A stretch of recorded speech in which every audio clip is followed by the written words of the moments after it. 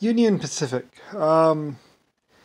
Union soldiers were actually Union Pacific soldiers, the train company, the rail company, and mostly for building railroads, by the way.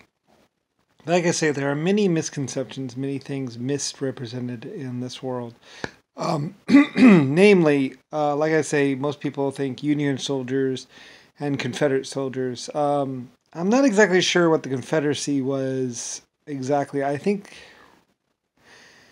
like there's a lot of the stuff because of the stock stuff because the common stock, also known as the Commonwealth, um, and that was really more like the people that were skimming off the top. Because, like I say, when you take your sheep to the stock market, like I say, what most people don't know is in the back of the stock market, there were kennels and also like places to put cows and all kinds of other stuff. So on one side, it was all nice and businesslike and streets and streetcars, and people would go in these doors, and when they went inside, they would see these big chalk boards, and off to this side there would be a counter with money and all kinds of other stuff, and people would take your ticket. So people would look up on the board and they would go and they would say, "I need so many cattle," and then they would go buy those stocks from the people at the counter.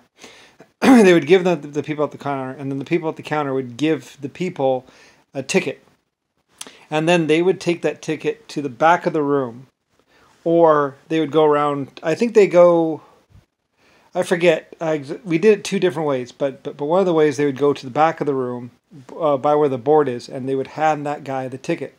That guy the guy would get the ticket, and then he would go into the back, and then they would go out, or there would be somebody waiting. They would they would ask the guy the name, and then there would be somebody waiting around the side, and the guy would take the ticket and go into the back where all the stock was, and he would then have the stock picked up. It's kind of like Home Depot, kind of like, only instead of going in and browsing yourself, you would look at the board and say, okay, I want so many of those, and then you would go and give your money to the ticket person, and they would take your money and give you a ticket, and then you would take that to the back of the store, and then they would take it around the side of the barn.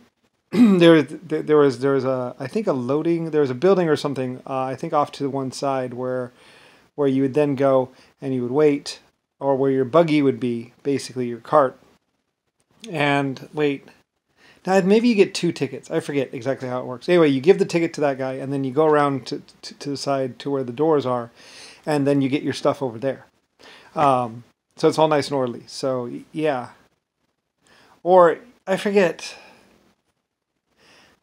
It depends on whether or not you need to order it. I think there's a little bit of difference in there. Anyway, the point is it is that there is the stock market and the stock people, right? And then there is also the Union Pacific people, which were basically kind of my group, trains and rails, basically. Anyway, though, the stock market and the common people had their own little kind of like militia army, and then there was also the rail company, which was kind of like me a little bit. I did kind of both things a little bit, but not really. I mean, I was just loosely affiliated. Like, I owned the stock market, the stock building. So, and I did a lot of the buying.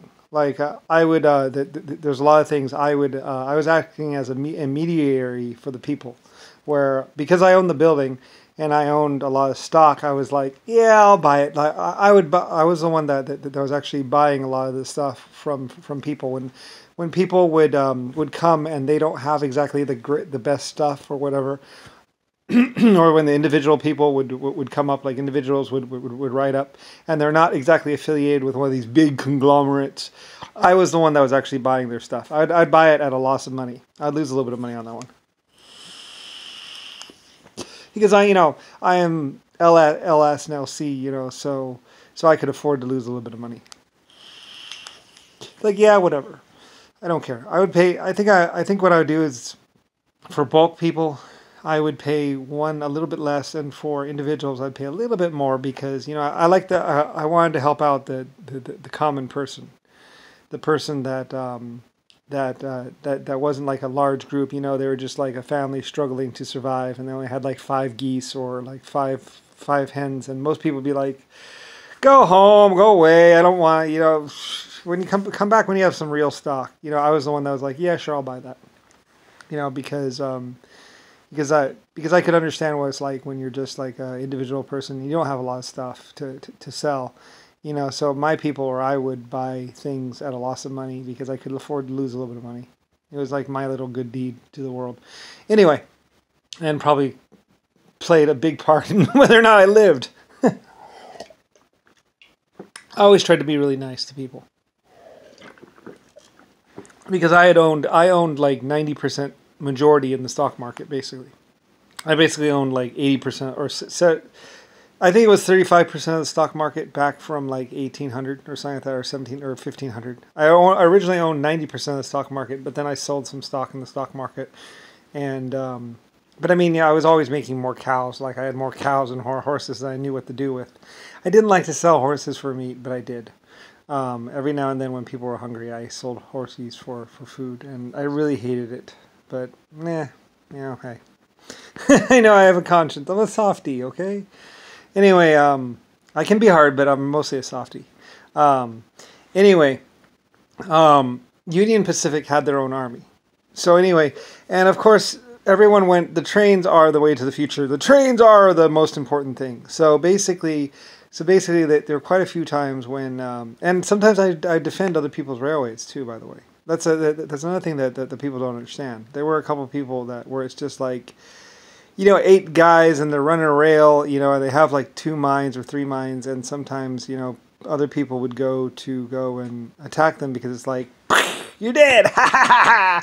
It's all mine now!" And because I sold the trains and because the people were paying me money, if you were paying me money and making good on your payments to me, then one of the things I would do is if you're a good creditor or a reliable person, I would actually send armies and actually have people defend you, which is and I had like the Union, I had the Union Rail or the railroad basically. So basically, I had mercenaries that I would pay to go and say if you're McGrath or whatever or McLean or whatever. And you have like your band of miners or whatever, and you're running your little mine, whatever. But you're paying me money or paying me metal, basically, and you're making good on your payments and everything's on legit, and you've been a good what they call a good customer or whatever. And you were being threatened by, say, Indians or somebody like that. I would send an army to go and be around you and your group. Well, for one thing, to make sure that you were on the up and up or legit, and not doing slave labor or anything I didn't like. But also, so the people were kind of a little antsy around my people because of the fact that, you know, we didn't like to see a lot of things. You know, if I found out about something or if my people found out about something, sometimes it would be a bad thing to have me around. So sometimes people had me around, sometimes people didn't have me around because of the fact that they knew I would have something to say about certain things. You know, we were a family. You know, we were a family together. So, you know, we had wives and husbands and children, and they would play around the trains and all that other stuff. And you know, I encouraged family a lot with a lot of things like bring the kids, you know, bring the wife. You know, like I say, a lot of times with my things, my people would go to a work site and they would be setting up with the rest of the guys, and they would set up this work site. And then about 6 months later, 3 months later, the family would be shipped across, and the family would arrive with the children and everything, and there would be a house or some sort of accommodations built for them, and then they would be building another accommodation. So the first 2 things that they built were first basically like a camp, and then the next thing was a bigger camp, and they'd be setting up the farm and everything else. And so we, you know, about like 3,000 people would basically be the seed group that would go out there. And another thing is too is that we would be planting seeds for trees, because later on we would need trees. So everyone would get trees, and other people could order my trees. Like I said, a lot of people love my trees.